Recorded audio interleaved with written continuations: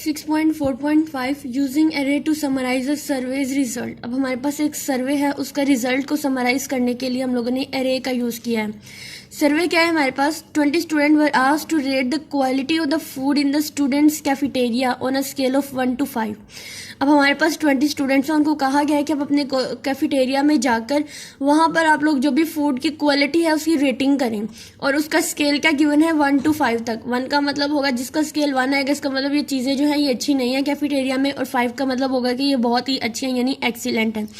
Place the 20 responses in an integer array and summarize the result of the poll। अब यहाँ पे 20 responses जो है वो आपने integer array के जो है वो बनाने हैं और उनको summarize कर देना है एक पोल के अंदर। अब इसके प्रोग्राम को अगर हम लोग देखें तो सबसे पहले यहाँ पे हम लोग अपनी arrays को ढूंढ लेते हैं, हमारी arrays जो है वो कौन कौन सी हैं। तो हम ऊपर डिस्कस किया था कि हमारे पास इंटीजर एरे होनी चाहिए। एक एरे है रिस्पॉन्सेज के नाम से, और ये हमारे पास सर्वे रिस्पॉन्सेज जो है ये वो वाली है, और एक एरे है फ्रीक्वेंसी के नाम से कि हमारे पास जो है रिजल्ट जो है वो कितनी दफ़ा से, मतलब सर्वे के जो रिजल्ट है उनकी फ्रीक्वेंसी कितनी है, कितनी बार जो है ये रिजल्ट यहाँ पे शो हो रहे हैं। हमें एरेज का पता चल गया और दोनों की दोनों क्या है, इंटीजर टाइप की हैं।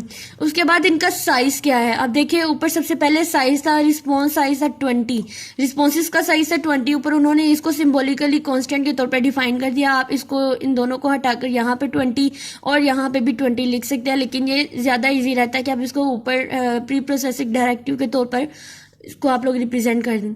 नेक्स्ट जो फ्रीक्वेंसी एरे थी उसका साइज था 6, फ्रीक्वेंसी साइज जो था वो 6 उन्होंने बता दिया।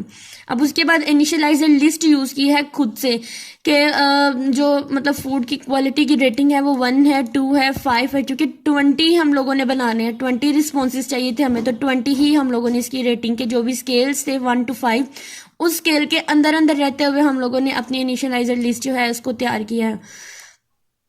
उसके बाद हमारे पास फॉर लूप चलनी है जिसके अंदर हम लोगों ने अपना एक काउंटर वेरिएबल लिया है आंसर के नाम से, क्योंकि ये रिस्पॉन्सेज है इसलिए हम इसमें आई भी ले सकते हैं या आंसर भी ले सकते हैं।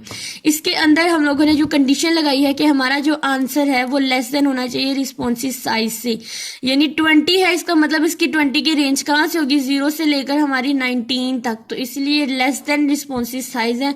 रिस्पॉन्सेज साइज 20 है तो लेस देन क्या होगा, ये 19 ही होगा। फिर एक का इंक्रीमेंट करते जाएंगे इसके अंदर, और फ्रीक्वेंसी जो है ये वाली, इसके अंदर अब हम लोगों ने आंसर वाला लिखना था, लेकिन इस फ्रीक्वेंसी के अंदर हम लोगों ने फ्रीक्वेंसी फाइंड किसकी करनी थी, अपने ये रिस्पॉन्सेज एरे की।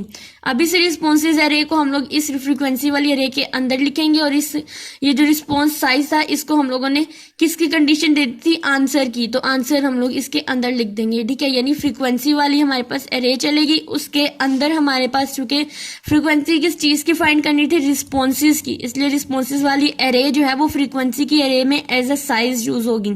और अब इस रिस्पॉन्सेज वाली एरे के अंदर जो साइज होगा वो ये आंसर वाला होगा। नेक्स्ट डिस्प्ले रिजल्ट को हम लोगों ने चूंकि टेबुलर फॉर्मेट में ही शो कराना है, तो इसके लिए हम लोग वही प्रिंटफ जो हम लोग ऊपर यूज करते आ रहे थे, रेटिंग का और फिर फ्रीक्वेंसी का। नेक्स्ट हमारे पास आउटपुट के लिए भी फॉर लूप चलनी थी। अब इसके लिए फॉर लूप चलेगी हमारे पास रेटिंग की, तो रेटिंग 1 से लेके कहाँ तक के फ्रीक्वेंसी साइज कितना था हमारा, 6 था, यानी कि 0 से 5 तक हमारे पास इसकी रेंज है, और रेटिंग में इंक्रीमेंट होता जाएगा।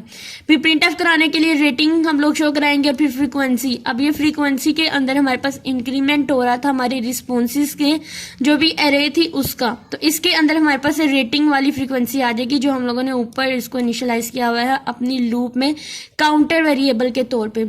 अब अगर हम लोग इसकी आउटपुट को देखें तो इसकी आउटपुट जो है वो कुछ इस तरह से आ रही है। सबसे पहले जो है वो रेटिंग आ रही है। अब हमने चूंकि हमारी ये आउटपुट वाली ही होगी, बाकी सारा हमारा ये ऊपर वाला सारा का सारा काम बैकएंड पे होगा। अब रेटिंग में सबसे पहले क्या आ जाएगा, 1, इसको हमने इनिशियलाइज किया है 1। अब हमने ये बताना है कि हमारा जो 1 है वो हमारी रिस्पॉन्सेज एरे के अंदर उसकी फ्रीक्वेंसी कितनी बार आई है, यानी ये जो 1 है ये ऊपर कितनी बार आया हुआ है। तो देखो 1 जो है वो इसके अंदर ढूंढते कितनी दफा, सबसे पहले एक ये 1, एक ये 1 और एक ये 1, यानी 3 टाइम्स जो है वो हमारे रिस्पॉन्सेज की फ्रीक्वेंसी है 1 की। 1 जो है वो 3 टाइम आया है। उसके बाद हम लोग 2 को देखते हैं, 2 कितनी बार आया हुआ है, तो हमारा 2 जो है 1 दफा, 2 दफा, नेक्स्ट 3, 4 और 5 दफा हमारा 2 आया है। 1 जो है ये 3 बार आया है, 2 जो है ये हमारे पास 5 टाइम आया है। ये रेटिंग है, रेटिंग की रेंज क्या थी, 1 to 5 तक हमारे पास, ठीक है, 3, 4 और 5। उसके बाद फ्रीक्वेंसी थी कि ये जो 1 है ये कितनी बार आया हुआ है हमारी इनिशियलाइजर लिस्ट के अंदर, 2 जो है वो कितनी बार आया है, 3 हम लोग देखते हैं कितनी बार आया है, 3 1 2 3 4 5 6 7 7 दफ़ा हमारा 3 आया हुआ है, और 4 जो है वो 1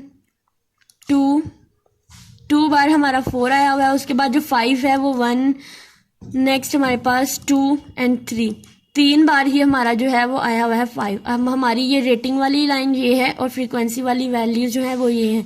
अगर हम लोग इसको अपनी आउटपुट में देखें तो वो भी तकरीबन यही वैल्यूज हमें प्रिंट करके देगा। हमारा 1 जो था वो 3 टाइम आया, 2 जो है वो 5 टाइम आया, 3 7 टाइम, 4 2 टाइम्स और 5 3 टाइम।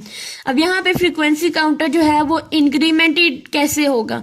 जो फॉर लूप थी 19 to 21 लाइन जो है हमारे पास ये वाली, अब ये 19 to 21 तक जो लाइन है ये फॉर लूप, इसके अंदर हमारी फ्रीक्वेंसी का इंक्रीमेंट होगा and incremented one of the 5 frequency अरे काउंटर्स, फ्रीक्वेंसी 1 to फ्रीक्वेंसी 5 तक इसका इंक्रीमेंट होगा। और फिर हमारे पास जो है लाइन 20 के अंदर जो है हमारे पास ये वाली कंडीशन गिवन थी इंक्रीमेंटेड की, इसने एग्जीक्यूट होना है। ठीक है, ये सारे नीचे डिटेल वही है जो हमारी प्रोग्राम की हम लोगों ने अभी डिस्कस की है। नेक्स्ट हमारे पास 6.4.6 है और उसको हम लोग नेक्स्ट करेंगे।